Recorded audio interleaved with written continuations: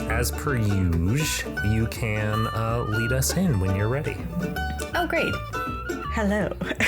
And welcome to Delilah. No, I'm sorry. This is Side Character Quest.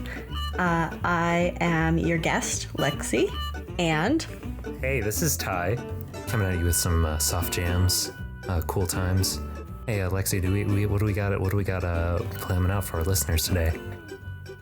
We have a request, and this is from Delilah, going out to her beau, who is, he's always been there for her, and she just really wants to send a song that will thank him. So I have chosen REO Speedwagon's.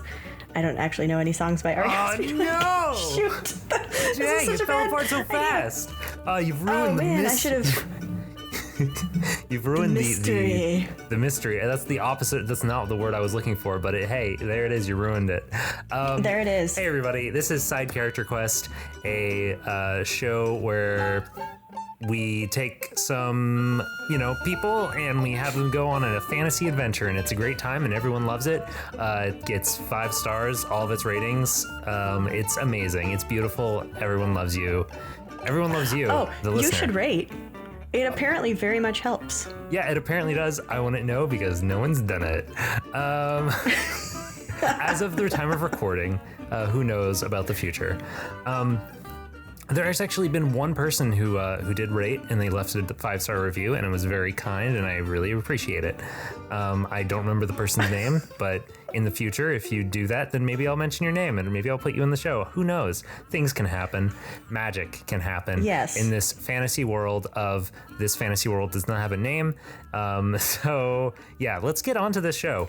Well, first, let me just say one of REO Speedwagon's songs is called "One Too Many Girlfriends," and now I'm gonna stop Googling REO Speedwagon songs. Something tells me that that would be like a very passive aggressive Delilah request, like, Yeah, it would. Going out to Jamie, who's always been there for her. This is REO Speedwagon's "One Too Many Girlfriends."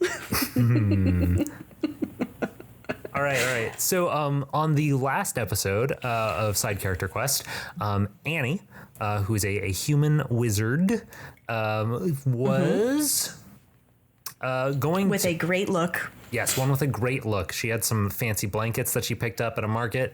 She probably has some, dirt on her sleeves, some grass stains just because she's out in the forest and stuff. And she loves plants. She loves plants.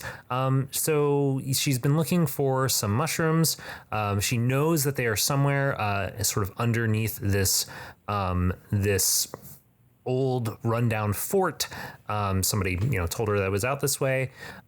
Yesterday. In the world of the thing, moments ago, It was neither yesterday nor not in game world nor in the show world was it yesterday, but she solved a puzzle involving a little box and got a key to this little basement cellar door, and that's where we join her now. So you have made your way back down to that room with the cellar door, and there's a couple of little cacti blights. Cacti blight? I don't know. And they're just kind of like hanging out in the corner. Passersby, exactly. Mothers-in-law. Attorneys general. They're just sort of like eyeing you from the corner as you walk on by, and you see yourself at this door with your little 3 keys. 3 keys that I got from a box with a puzzle, a cycle of life puzzle. Great. Okay. I am going to. The first thing I'm going to do. Well, first I'm going to. Yes. Pull up a die rolling program. Okay. Very good. Very good. It's very exciting. Hello, exciting audio. I'll cut this. So I am going to do a quick perception check to see if I can match metal to metal, right? Or you know how sometimes there's an inside lock and an outside lock, and you're like, which one you're is it? just The trying to figure out gold key goes which, to the gold lock, and which key works. Yeah. I figure it might be fun to figure this out fast, or take forever at doing this. It's a puzzle. All right, you got this. So and that is a 15. Can I tell which key is going into the lock? Yeah, so you look at the 3 keys on this key ring, and you know exactly which one goes into this lock. You can just tell it's slightly larger than the other ones, and so you're like, oh, okay, this is the only one that would actually fit this hole. So yeah, you stick that in, unlock that little door. Great. And it's. Can I get some Foley work on the key unlocking? Let's see. Nice.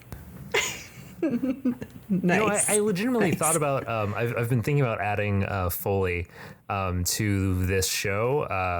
I have not taken the time to do that yet. I might do it at some point. Maybe even by the time this airs, I will have gone in and added Foley, in which case this will seem like a really weird thing to be saying. But yeah, maybe it'll happen. Okay, so I walk in. Yeah, so you find yourself at the top of a staircase that looks pretty damp. It's covered with moss, and it's going down into the darkness. You just walk straight on down, I assume? Yes. All right. And by the way, just for ease of you not having to worry about what you've tracked at this point, I'm going to say that once again you have full access to all of your spells and whatnot. How many did you? Wait, did fantastic. you use any last match? I tried. Okay. None of them were successful. Does that still count as a spell slot? See, that's the type of thing that I'm trying to avoid us having to figure out.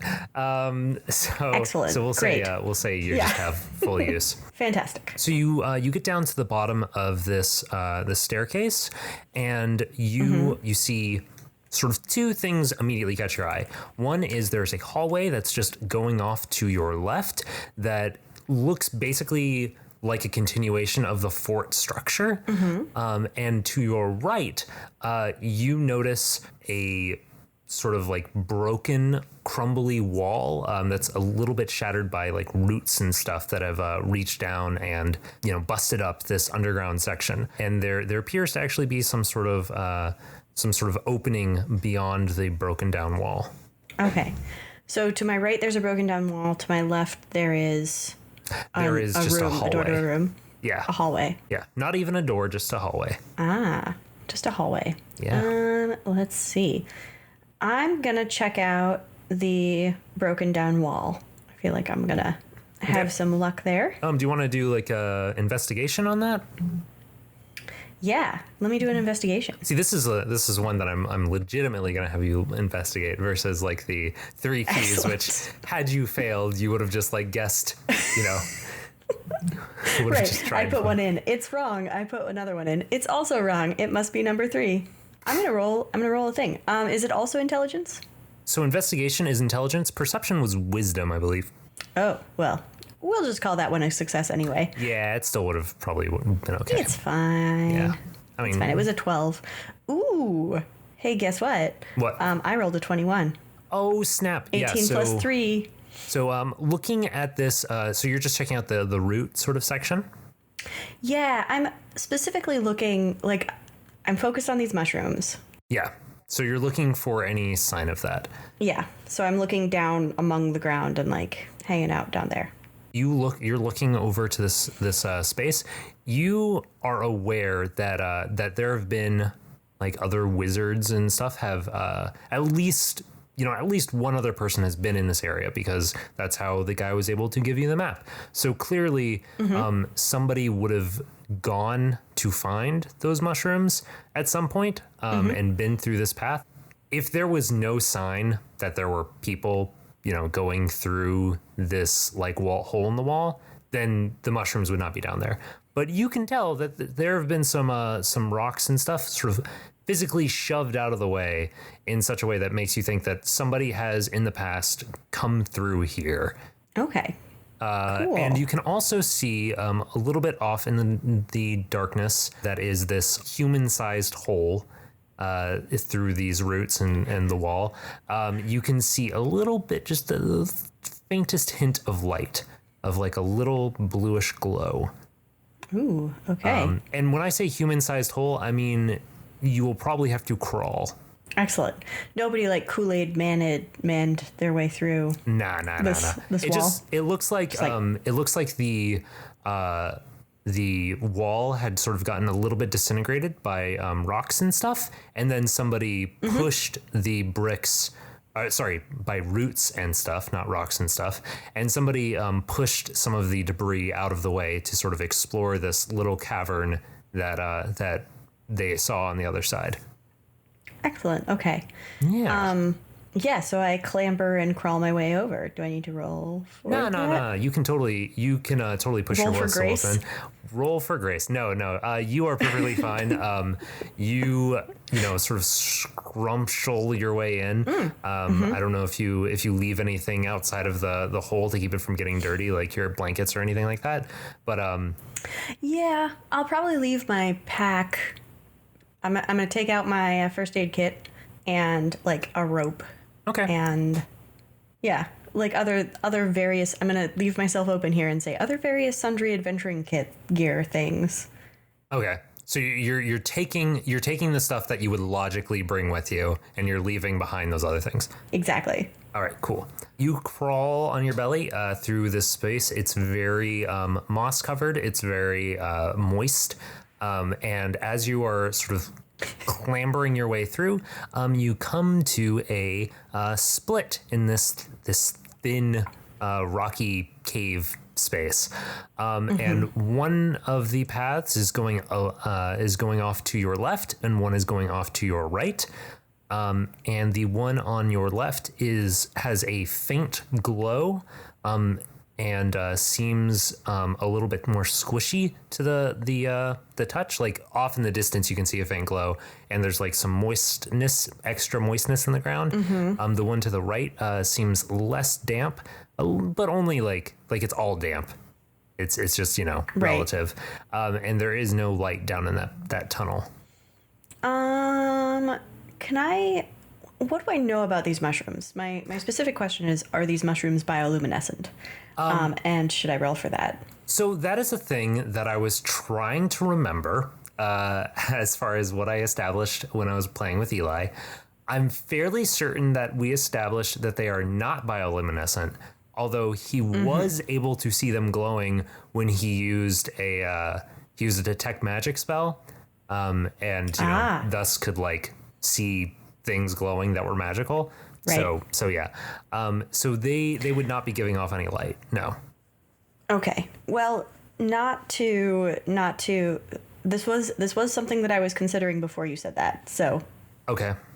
All angry reader mail. Just send it right on to sidecharacterquest at gmail.com.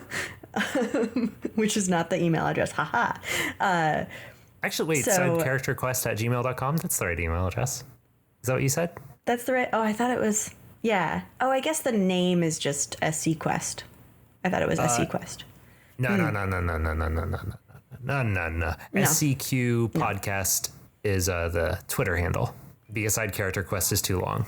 So yes, you know exactly where to put your hate mail.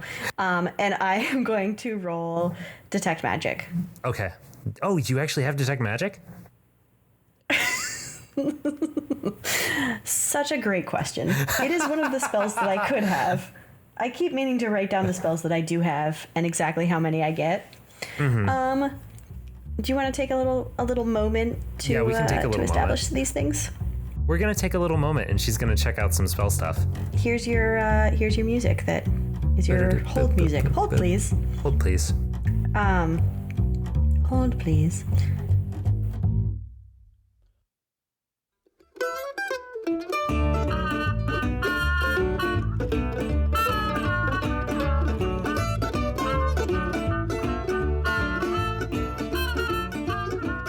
Hey everybody, we are back. There are two different paths. Lexie has figured out what spells Annie has access to. She's decided that Annie has like a cool club that's just very close to nature, very wooden. And Very cool. Very cool. And right now she is trying to decide whether she wants to go down the light, sort of glowy, moist tunnel, or the less moist, dark tunnel. Moist. Well, okay. I think here's one thing. Moist is the opposite of cellar door. That's just true. in terms of euphony. Euphony. Euphony. Yeah, I'm looking for mushrooms. I'm gonna go down the moist path. Okay. The one that's like slightly glowy? Mm-hmm. Okay, so Yeah. you... Also, as we determined, I don't have light, so... Yeah, so that might be useful, whatever's glowing down there. As you make your way down this thin cave space, it opens up a little bit, and then it dips down into a just completely submerged tunnel filled with very, very clear water. As you look down this clear water, this clear space, you see that there are little glowing rocks sort of embedded in the side of the cave wall, and deep at the bottom of this water, you see one of those rocks about the size of your fist just kind of sitting there, loose and unattached to anything. It's giving off a healthy amount of light. So I am of two minds. My first mind is that that might be useful to go down the dark hallway and find and use it as a light source for the future. My second mind is that Annie's no idiot, and she's heard some fairy tales before. Yeah. And sometimes those things go real poorly for the people who jump into wells. So I guess I have two questions. The first one is, how dark was the dark in the dry tunnel?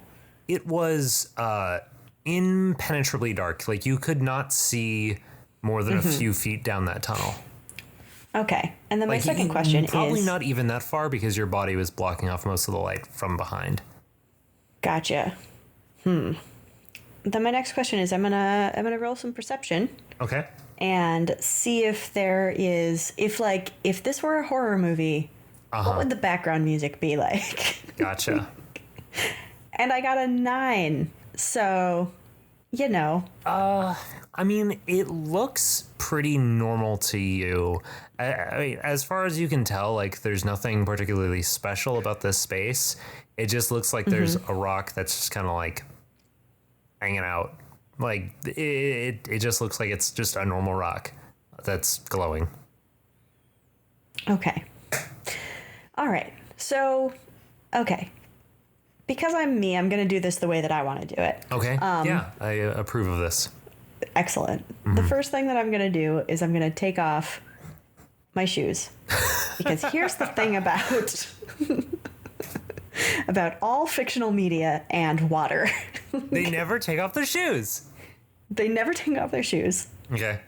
And I don't know if you've ever tried to swim in shoes. It's not great. It is impossible. Oh, it's unpleasant. It's impossible. Also, if you've ever tried to pick up a 5-pound brick from the bottom of a pool, that is like a Herculean amount of effort. Like, that is part of the lifeguard training course. And as a trained lifeguard... Are you a trained lifeguard? I know for a fact. My certification has been expired for many years, but yes, I was. That's really cool. Father ran a pool. I was a trained lifeguard. Even though I never worked as a lifeguard, I was trained. Gotcha. Yeah, so like you had to swim, and you had to pick up a 5-pound brick from the bottom of the pool, and then you also had to be able to turn your clothes into flotation devices. Oh yeah. So that is another thing that I'm going to do, which is tie a piece of my robe such that it has a bubble of air inside of it. And I'm going to leave it like dangling in the water so that I could pull on it and grab buoyancy if I need to. Okay. And I'm going to get down to almost my nothings. Okay. And tie my hair back. Okay. And I'm going to dive in. Well, first I'm going to make sure that it's more than 5 feet deep before you dive. Yeah, it looks pretty far down. Listeners, before you dive into any pool, It looks pretty far down. It looks like it's maybe 15 feet down. Okay, great. Also at a slight angle, so it's not like, yeah. Right. It's not straight Great. down. Okay. So then man. I think Annie says to herself, like, shakes her head and is like, oh, my mother would be rolling over in her grave if she were dead. And wades into the water waist deep, takes a big deep breath, ducks down, and swims very efficiently towards the rock.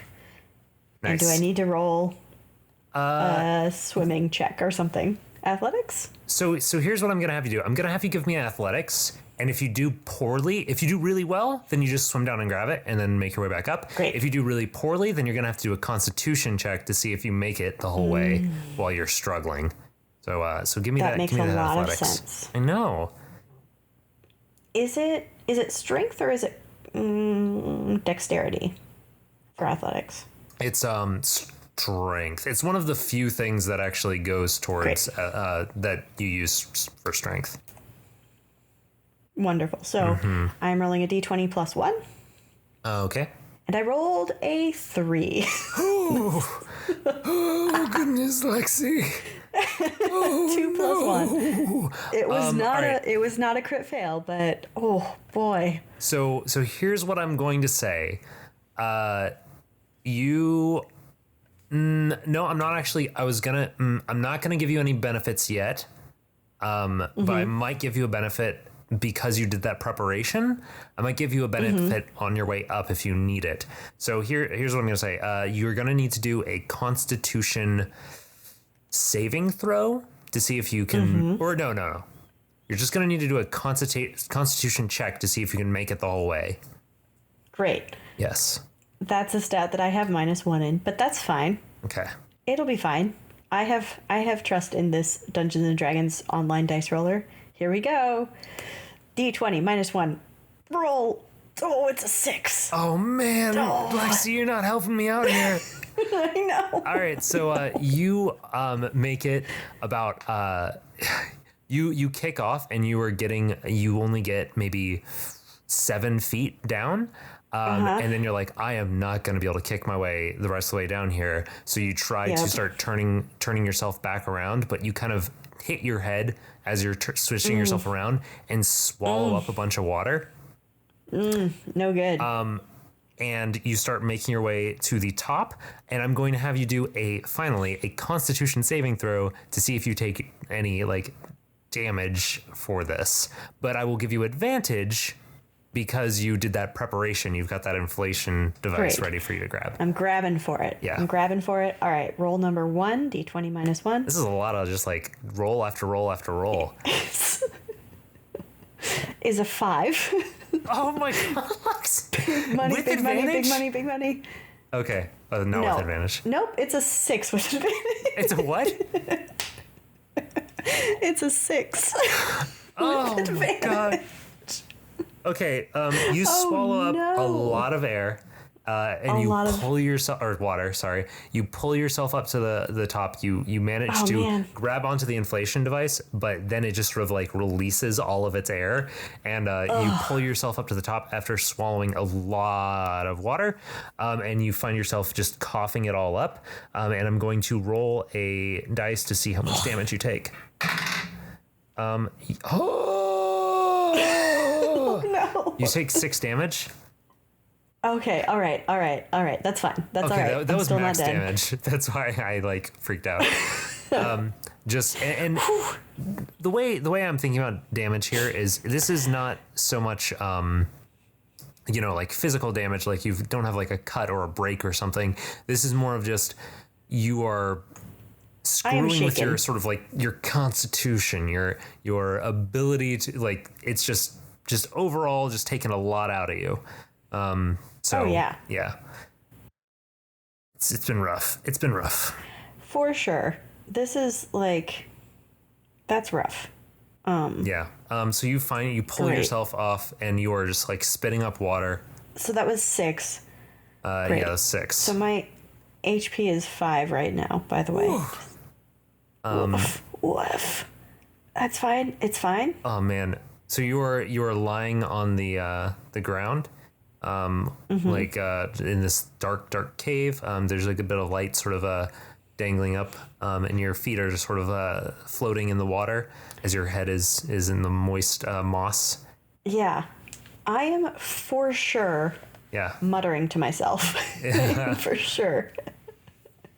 I'm for sure, like, I think I get some oil out of, like, I try to towel it off with my with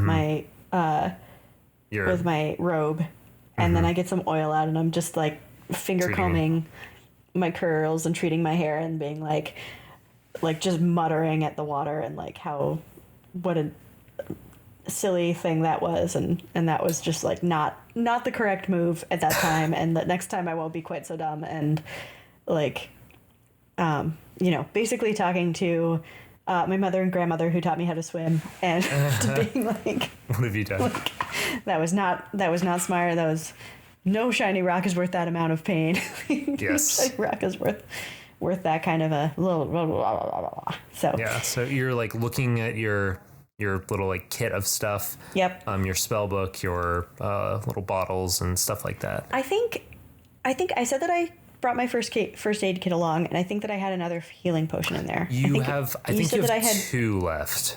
I think. Yeah, I had 3 total, and then yes, I think you used one already.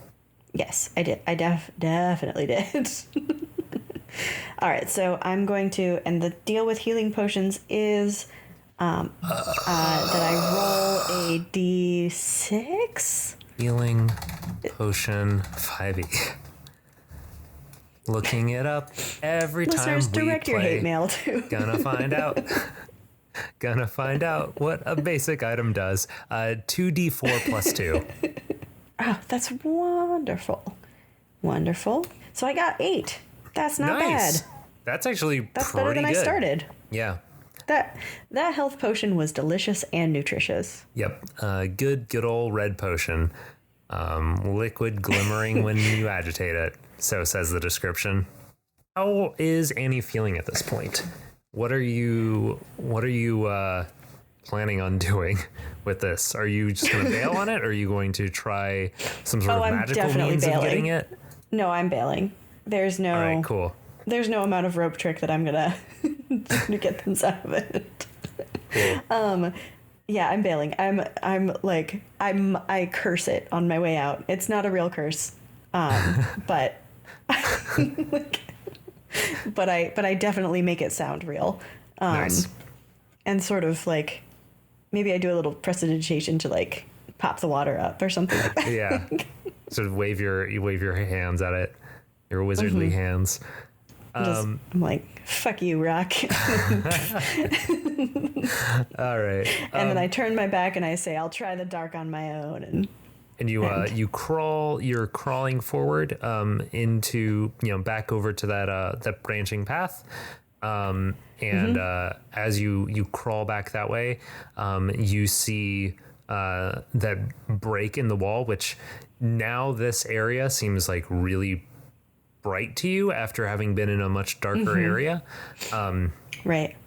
And you see a little metal helmet sort of bobbing along the other side of the wall. And then you... And I put my finger out and I'm like,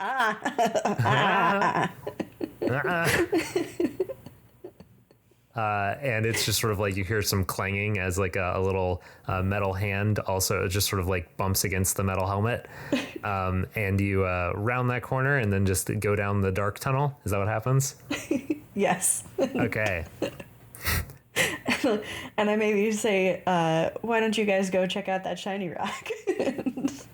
And they are stuck on the opposite side of the little thing. They can't pull themselves up over the little broken down wall. So they're just kind of like clanging. I have a deep affection for them. Real talk. I planned on you killing them in the last one, but I'm glad you didn't. I I feel like maybe they're gonna be, one of them might end up as my familiar, my dangerous, dumb asshole familiar. So yeah, you make your way down this other path, and it goes for a little ways, and you get to the point where you are in complete darkness. Yep. And I say to myself, man, sure would like a shiny rock right now, but maybe it Sure was would not like. one that was So this is what I'm going to say at this point. What was your supply kit? Because I feel like if you had anything that could cast light, you would think to use it at this point if it was on you. So when you were making this character, did you choose a like adventurer's kit or a priest kit or something, or a scholar's kit or something like that? Yeah. What did I choose? Did you choose a background? I was a traveler. I was either a traveler or a folk hero, but I think I was a traveler was what I decided on. Yeah, there's not a traveler background. Folk hero might have been the one you were talking about. Entertainer. Criminal. I think it was folk hero. I think I remember you telling me folk hero, which even if we don't actually use for the background purposes, we will use that for what items you have. Excellent. That sounds great. Here we go. A set of artisan's tools, a shovel, an iron pot, a set of common clothes, and a pouch containing 10 gold pieces. None of that is super useful. You would have started with one of the following equipment packs is the word I was looking for. Packs. So you would have either had a burglar's pack, a diplomat's pack, dungeoneer's pack, entertainer's pack, explorer's pack, priest pack, or scholar's pack. I'm guessing just based off the character you've made, it would be either an explorer or a scholar.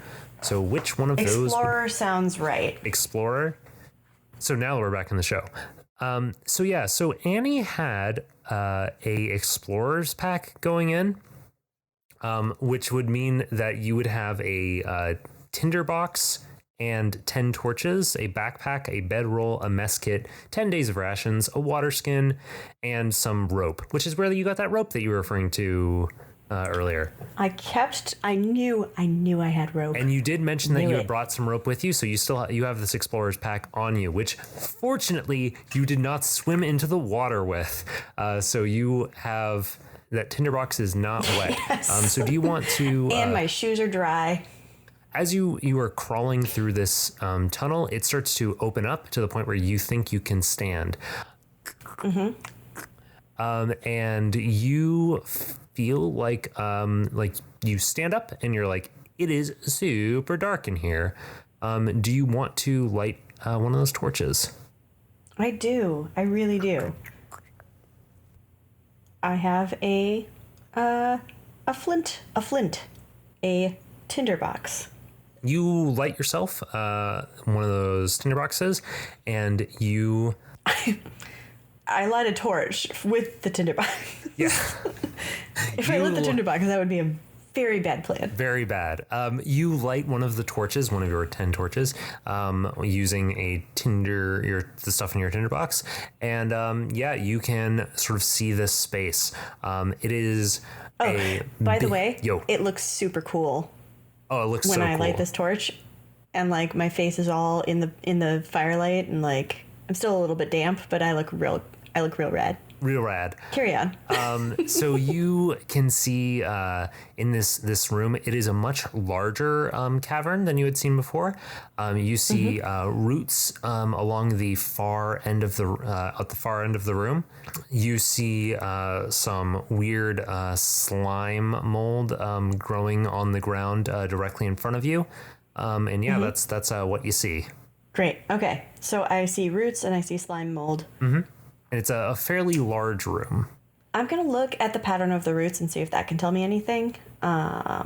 Should I roll perception? Sure. You're just walking straight to the roots? Yeah, and I guess what I'm looking for is like, how far down have I gone? Yeah. Are these still tree roots? Are they being fed by the water that I just, dunked myself in? Well, I'm trying to think if like roots could tell me anything about the room itself or the proximity to mushrooms. Gotcha. Probably not. Roll me a perception check. Oh, buddy. That's a 4 plus 3, which is a 7. And I did check that I was using pluses. So Okay. You roll this yeah, sorry, not you. You don't roll anything. You light this torch. Annie rolls a die and then is like, "What the fuck am I doing?" You light this torch and it brightens up your whole face. You look really badass, and you start So walking rad. forward, seeing these roots, and you're like, "I need to take a closer look at these roots." You walk straight forward, and then fall 10 feet, not realizing that you were walking straight at a sort of cliff in this cliff face, and I'm going to have you roll some real quick damage. Perfect. Yes. Annie's no good, very bad day. I've had so many really good rolls. You only take 1 damage. Not bad. Fantastic. I tuck and roll. I know how to fall. Yeah. My mama didn't raise no idiot, so. So I for those playing along at home, I'm at 12 hit points. Nice. So yeah, so I'm surprised but not too injured. I'm more grumpy about it than anything else. I'm just Yeah, it really wasn't that far of a fall, and I guess because you landed on this fairly soft ground, fairly moist ground, it cushioned yourself pretty well, and like you said, tuck and roll, and you find yourself facing these roots, which you can tell are a little bit, just like trying to get a closer look at them. You can tell that these are root blights.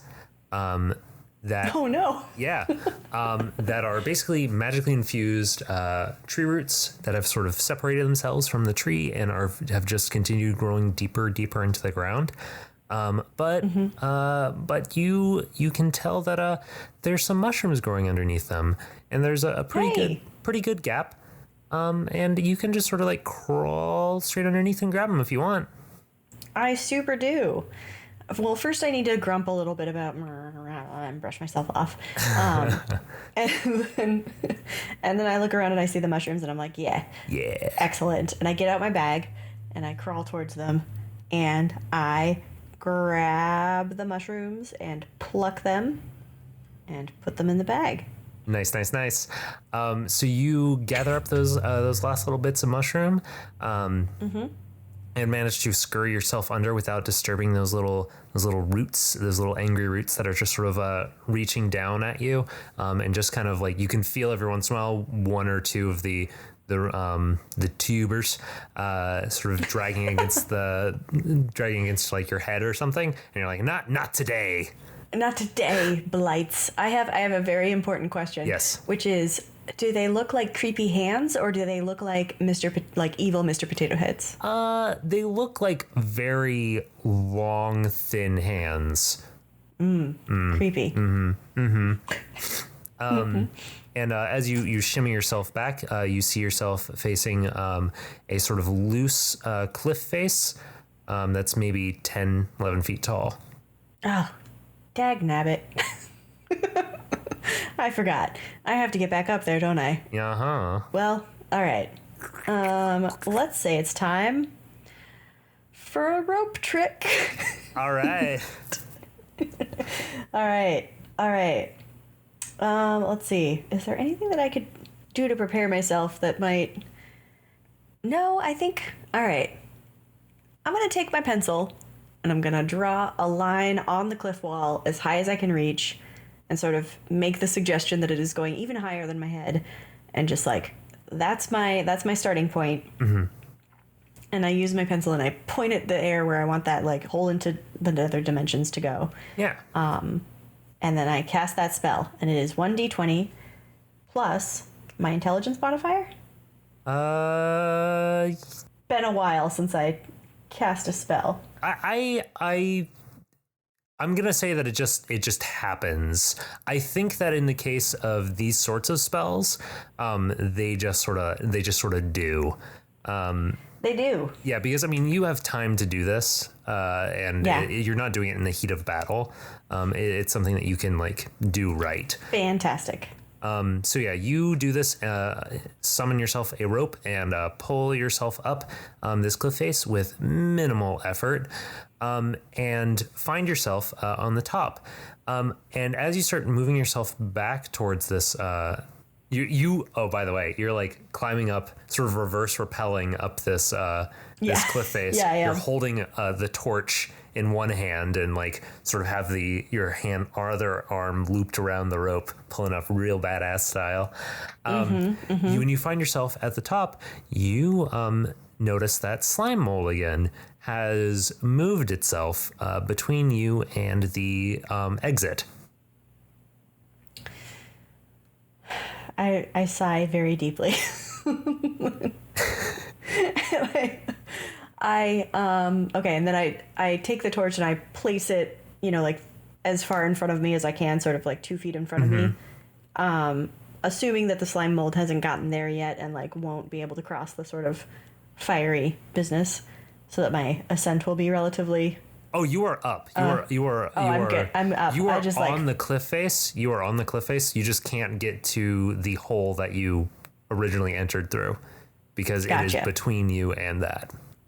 Okay. So, so I just vault up and I'm like, dag nabbit. Which is apparently Annie's choice swear word. So I, well, let's see. Magic missile seems like awfully harsh for some slime mold. Does 7 hit your AC? I'm gonna say no, probably. No, I don't think so. So this ooze like moves towards you and sort of shoves its little like pseudopod, its little fake arm at you and tries to hit you, and you just sort of like not today, and bounce to the side. And now it's your turn to try to do something. Oh man. Okay. Shoot. I'm gonna cast prestidigitation, which do you remember what that does? Well, I thought it did something with fire, but it turns out it blows fire out. You could. I can make a color appear. You could have used it to set your torch earlier. I totally could have. Nope. Old fashioned. That's what they call me. I could chill, warm, or flavor up to 1 cubic foot of non-living material for 1 hour. Unfortunately, I think I make it taste like peanut butter, and no. I will say that this is living material, although I suppose you could make the floor different. It's true. Let's not. I can instantaneously clean or soil an object nor larger than 1 cubic foot. I'm, all right. D&D Wiki, you might be wrong about some things, but I think I'm not going to use prestidigitation. I'm going to use magic missile because I just decided that it's been that kind of a day. So I'm going to take my pencil. Burning that spell slot. And I'm going to draw. I'm going to burn a spell slot. I'm going to draw an arrow on the ground that points from me directly to the door. Nice. And I'm going to put the tip of my pencil directly on that arrow, and I cast magic missile. And from that spot, it starts to glow, and just one shot fires out of the ground. It slams up against the pseudopod that is like formed, that is still formed off to your left, and then another dart also pops out of that same spot, and a third dart slams out, and all 3 of those hit. And roll me 1d4 plus 1 force damage for each one. So excellent. So I guess 3d4 plus 3. 3d4 plus 3. Yeah. That would be an easy one. I also want you to know that I did roll for that, and I got a 19. So nice. Streak Magic over. Missile is fortunately one of those ones that is definitely going to hit. Excellent. Yeah. It is a total 12 damage. Nice. I got a 3 and a 3 and a 3 plus 3. So you slam up against this thing and it sort of shrinks back and starts to move a little bit away from you, but then it is going to sort of ooze up the other way and try to slam up against you a second time. And does 13 hit? It does. Unfortunately, my armor is 12. Okay. Boo. So it does 5 bludgeoning damage plus Oh, God. Angry slime mold. plus 2 acid damage. Yeah. Burny slime mold. Oh no. And fortunately you are not wearing any metal armor, so it just sort of like leeches off of you, and it does not feel great, but you are okay. Yeah. Okay. So what I'm doing, the slime mold is like a being that I am fighting, not like a field of something that I'm trying to get through. No, it is a being of some sort. Okay. Well then. You could potentially discourage it if you wanted to, if you did not want to kill it. I could just give it a real talking to. Mm-hmm. Yeah, let's see what Silent Image does. Maybe that'll help do the thing. I'm gonna cast this Silent Image and I'm gonna make it me. And try to confuse it. Cool. So you cast a Silent Image near it, and then it is, I guess, going to be its turn to do something. And it ignores the Silent Image because it doesn't have eyes. Oh, that's right. It's a slime mold. Yes. 22 to hit, which was very good. Oh, that hits. Yes. That hits. Yes, that does indeed hit. 3 bludgeoning damage and 1 acid damage. Excellent. So you are pretty low at this point. And I've got another good magic missile in me if I need. As after you get hit, you notice 2 forms sort of pop out of the hole behind the ooze, and now it's your turn. Okay. Wait, 2 forms? Yeah, 2 small forms, maybe Popping like out a of the foot ooze? tall, behind the ooze, so down that hole that you entered through. Really hoping that they're my blight friends, who are not my friends, but can help me out here. I think I say, guys, attack, and then roll magic missile against the slime mold. Do it. 1d4, or so I guess 3d4 plus 1. You do the same sort of drawing thing, and once again, the 3 symbols burn their way out of the mark that you draw on the ground and slam into the ooze.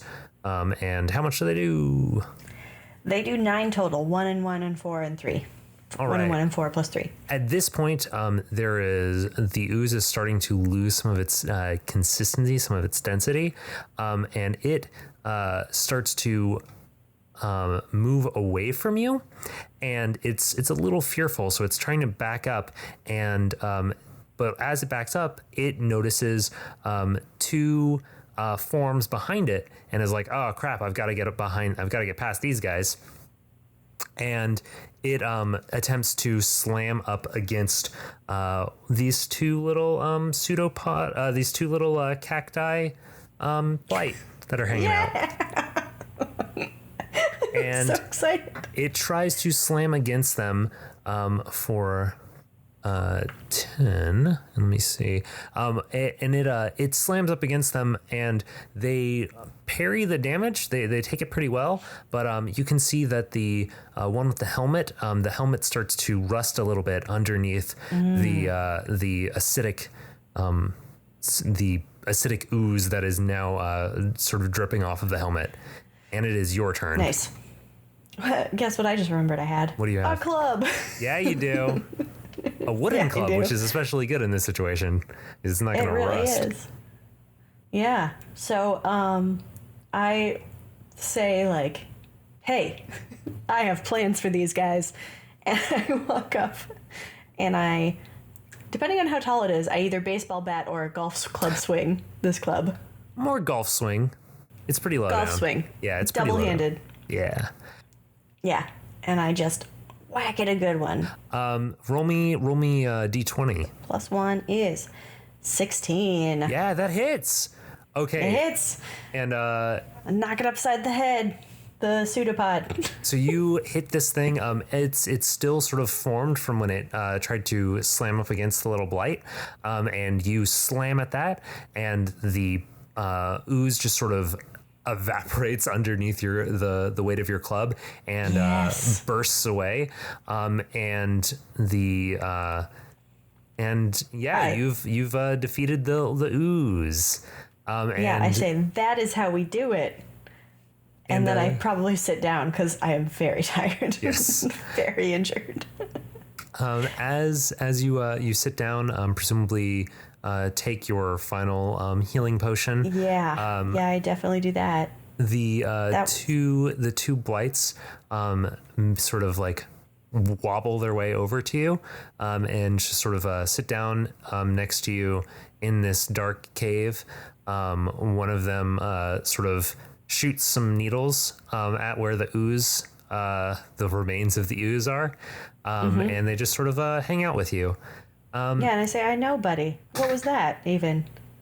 And at this point, you have successfully captured your mushrooms. You are safe to leave this place. Is there anything that Annie wants to do before she heads out? Let's see. I want to ask these cacti buddies if they want to come with me. You ask them that. They don't seem. Give me. I don't know if it would be nature, arcana, or animal handling, but you can choose whichever one you think would be best. That's such an amazing sentence. Yeah. Because really, like, what is it gonna be? What is this even?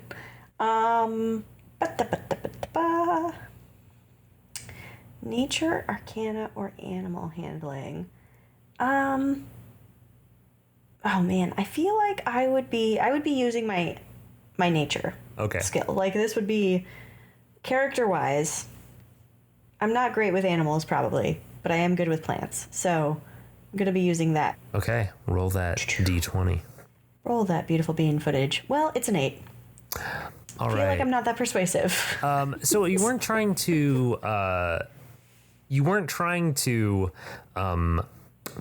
What's the word? You weren't trying to persuade them. You were just kind of trying to get a vibe of like what their deal was. And you don't really get a solid idea of like how they think about you, but you can tell that they're just kind of like hanging out with you right now. Okay. So you rest in this cave for a little bit, and you eventually, gather your stuff and make your way, crawl your way out. And you're crawling your way out, and this little helmet and this little gauntlet are just sort of piddling around behind you.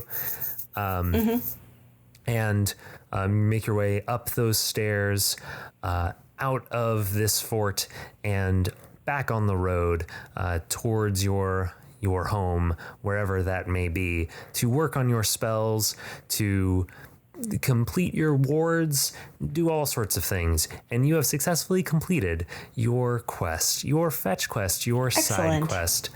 Yes, it is complete. I do one of those like animal movie sort of things with the cacti, like I look back and I'm like, you can follow if you want, and then they either like don't or. I'm gonna roll real quick to see if either of them come. Okay. The gauntlet comes. And it's just the hand buddy. is just sort of like flopping as it like wobbles its way. And the gauntlet comes with you. Great. And they make their way. You guys make your way home. Excellent. I've picked up a friend. All right, so I think that is where we're going to wrap things up. So this has been Side Character Quest. I've been Ty, and this has been Lexie. It's true. Yeah. So Lexie, do you want to say anything? Do you want to plug anything as we are ending things with you, or nah? Let's see. Yeah, I want to plug kindness to your fellow person and your fellow human beings. Wonderful. That is important. Yeah. Try to be better every day. Sometimes you will fail, and you will only find out that you have failed many years later or something, and you'll be like, oh man. But don't worry, you can do better. I believe in you. Yep, and I also want to plug a Duke Ellington Jazz at Newport, and I'm trying to think of the exact 14-minute track that everyone should just really listen to, and it is Diminuendo and Crescendo in Blue. Diminuendo in Blue and Crescendo in Blue by Duke Ellington at the Newport Jazz Festival. This is what I'm using my time to plug. All right, guys. Everybody listen to that. I don't believe Lexie has any official connection to that, but No, she thinks it's pretty good, not. and she thinks it'll help you be a better person in your life. It's true. So yeah, how about we go ahead and sign off? How do you want to sign off? That'd be great. I'm going to sign off by saying this is Lexie signing off. This is Ty signing off. Bye, everybody. Bye. All right, we're done now. Yay! We're done.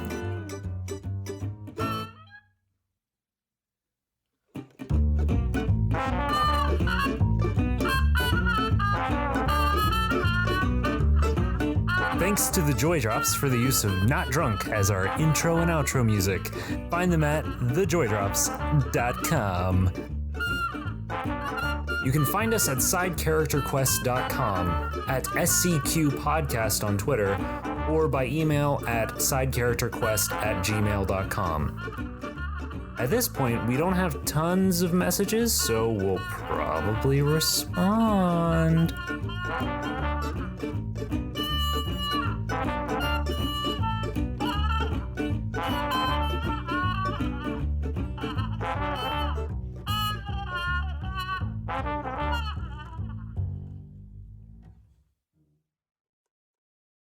There'll be like a little music playing and then bloopers. There was a door that led into the basement area, or like a cellar door thing. Cellar door. And cellar door. Cellar door. The two best words in the English language. Most musical. Most musical. Cellar door. Mm-hmm. Cellar door. This might go into bloopers. Wizards. Wizard. Wizard. Wizard? Wizard. No, I'm not going to find a familiar. I feel like my thing with find a familiar is that I feel like if you had that, you would have already used it at some point. I know. I would have had a buddy this entire time. I did rope trick, which is a 2nd level spell. And I didn't do levitation, but I thought about it really hard. And I did, and I have magic missile. Do you have a boat near you? Didgeridoo. Oh. How do I do this? I'm sorry, this is the worst. It's the worst audio and also the worst. I'm unprepared. Catapult, cause fear, charm person. Don't worry. It's not, none of this is getting in. Rope trick. Which, by the way, I will usually put in the audio of like somebody saying, don't put this in the show. I usually throw that in just at the end with no context, but it amuses me. Right, exactly. I was definitely like, I should really nail these down. And then I was like, well, let's just see what comes up in play. Which is a very, like, you can tell I've been listening to some Dungeon World. Yes. Draw maps, leave blank spaces. I decided to do that with my character creation. Traveler. Traveler. Traveler.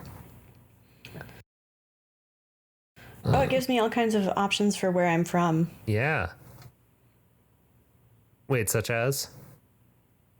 The Underdark. Oh, fun. Zakhara. Sosal. right. Mulhorand, which is different from Mulholland Drive. Mm-hmm. I would watch the fantasy version of Mulholland Drive called Mulhorand Drive.